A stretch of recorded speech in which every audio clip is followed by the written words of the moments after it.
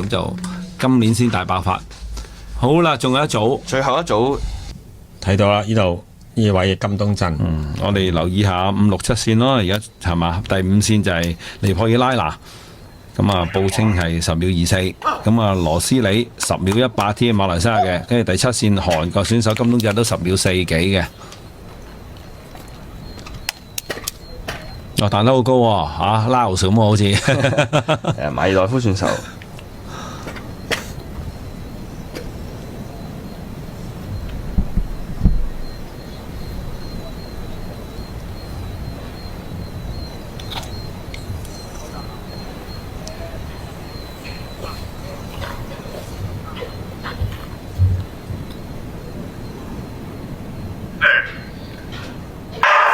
好起步咧就唔係外邊線最快喎，係裏邊第4線快嘅。泰國跑完之後咧就仲係第4線嘅泰國選手，果然泰國咧就啲時間唔好信佢啊，10秒35啊，我都話唔好信佢報翻你嘅時間啊。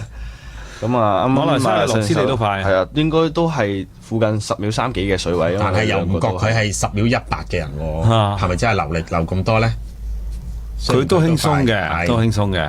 但係泰國嗰個更輕鬆喎，佢壓落去咯喎。嗱，你唔好忘記馬來西亞唔係話收步喎，馬來西亞郭俊廷仲輕鬆過去喎。今季10真係唔好忽視啊！泰國選手第1名10秒34，第2名馬來西亞選手10秒40。哇！